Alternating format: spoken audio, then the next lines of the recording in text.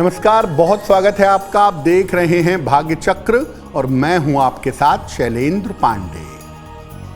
देखिए, जीवन में बहुत बार ऐसा होता है कि हम सही करियर का चुनाव करना चाहते हैं लेकिन कर नहीं पाते और कई बार कई सारे ऑप्शंस आ जाते हैं।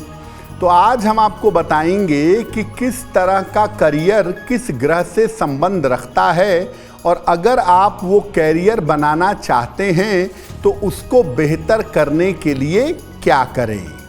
हम आज बात कर रहे हैं अलग अलग करियर के और उनके स्वामी ग्रहों के बारे में।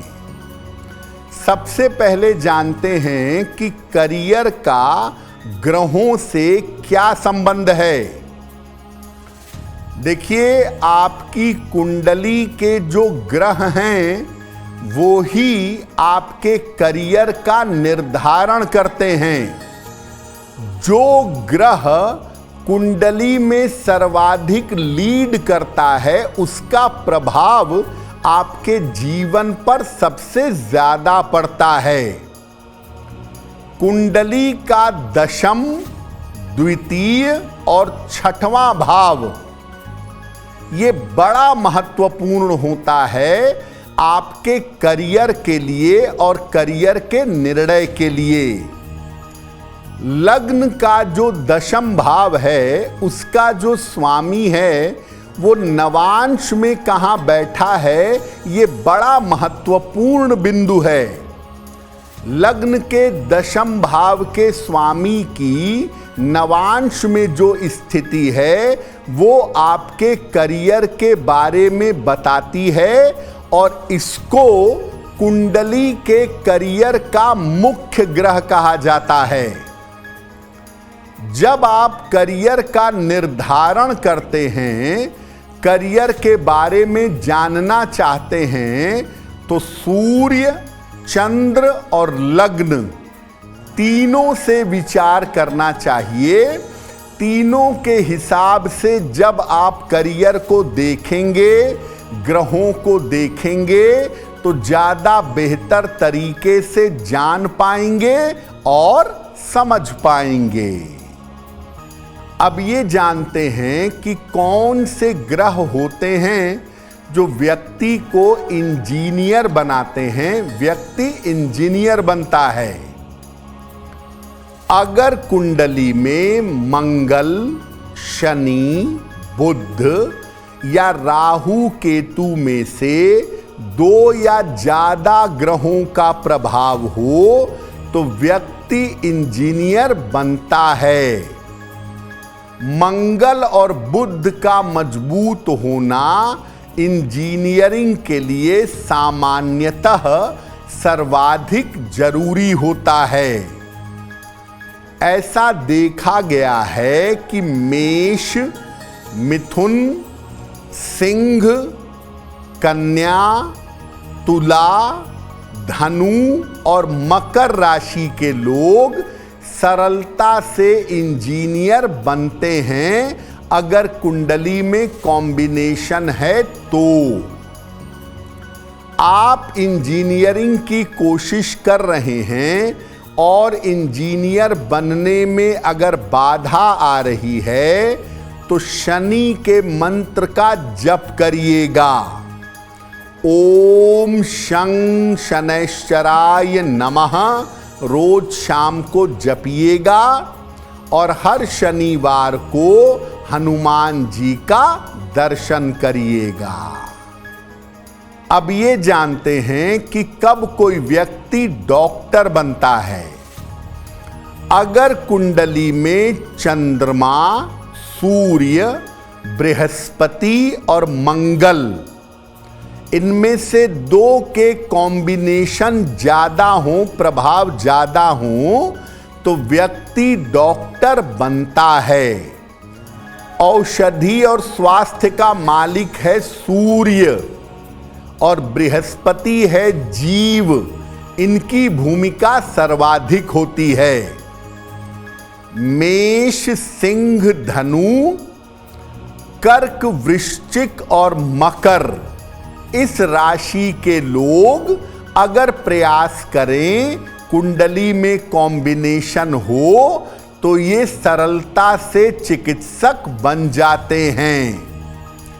आप डॉक्टर बनना चाहते हैं, प्रयास कर रहे हैं, उसमें बाधा आ रही है, तो रोज सवेरे सूर्य भगवान को जल अर्पित करिए और पूर्णिमा का उपवास रखिए।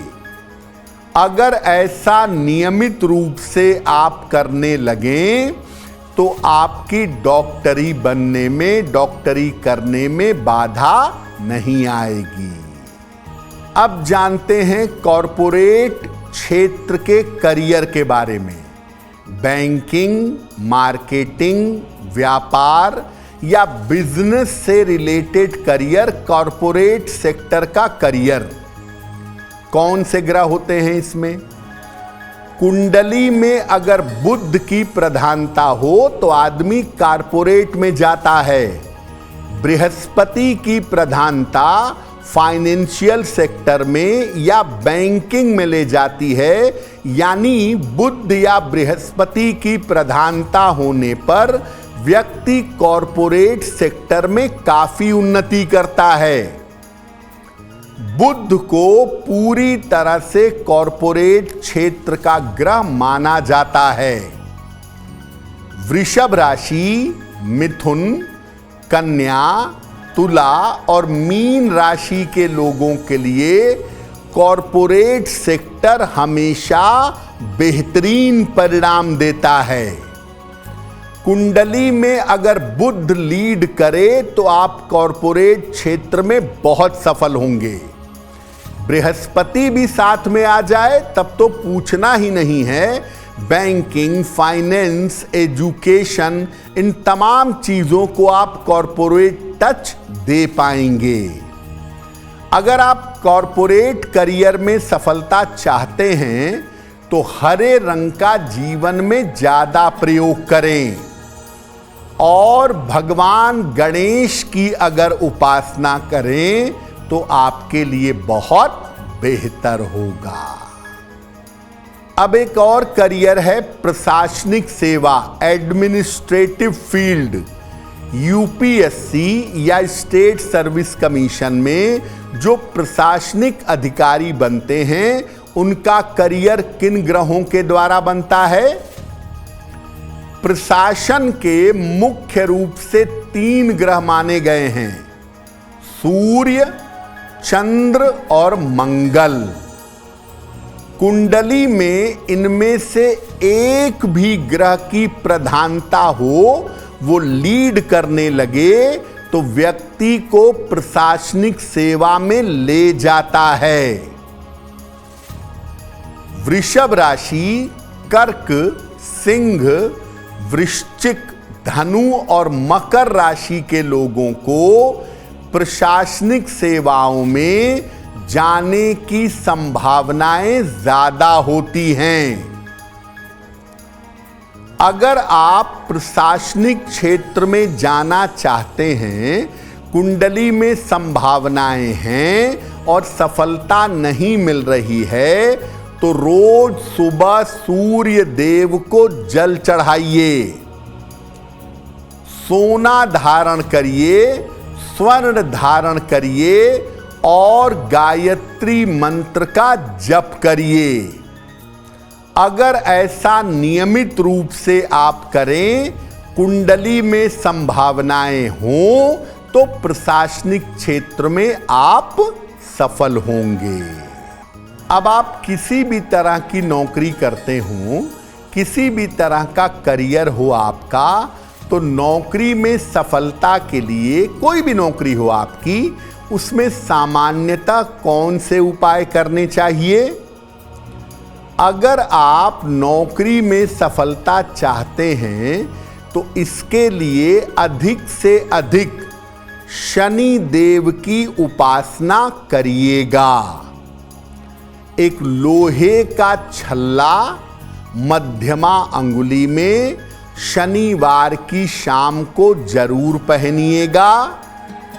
रोज शाम को 108 बार शनि मंत्र का जप करिएगा ओम शं शनैश्चराय नमः। हर शनिवार की शाम को पीपल के नीचे सरसों के तेल का दीपक जलाइएगा। और अगर संभव हो तो शनिवार को खाने पीने की वस्तुओं का दान करिएगा।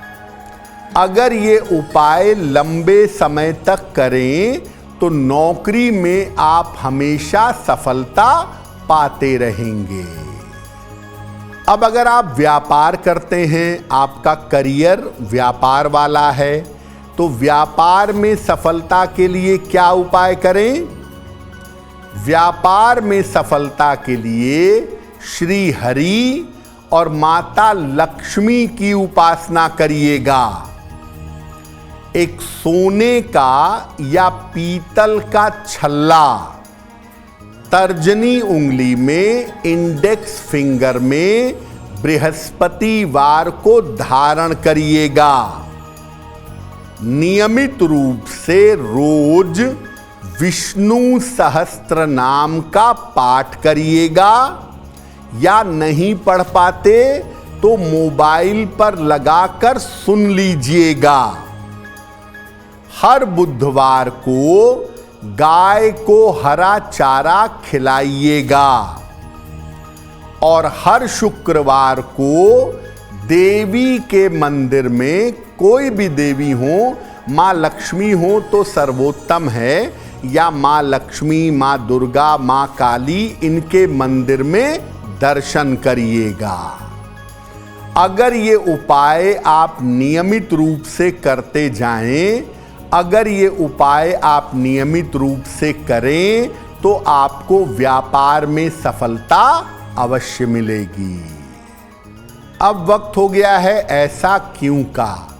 ऐसा क्यों में हम आपके मन और जीवन से जुड़ी हुई तमाम समस्याओं का समाधान करने का प्रयास करते हैं।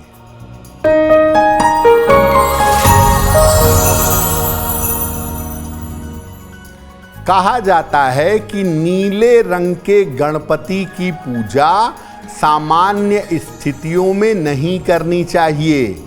ऐसा क्यों? देखिए, भगवान गणेश की जो अलग अलग रंग की प्रतिकृति है या मूर्तियां हैं, उनका अलग अलग महत्व होता है। नीले रंग के जो गणपति की मूर्ति होती है, उनको उच्छिष्ट गणपति कहा जाता है, और ये तंत्र साधना के लिए इस मूर्ति का प्रयोग किया जाता है। सामान्य स्थितियों में उच्छिष्ट गणपति की उपासना नहीं की जाती। सामान्य स्थितियों में पीले रंग के गणपति की या सिंदूर वर्ण के गणपति की उपासना सबसे ज्यादा उत्तम होती है। अगर आप मुझसे जुड़ करके अपनी समस्याओं का समाधान चाहते हैं और चाहते हैं कि आपकी समस्याओं को ज्योतिष के माध्यम से सुलझाया जाए, तो आप हमसे संपर्क कर सकते हैं, जुड़ सकते हैं एस्ट्रो तक पर।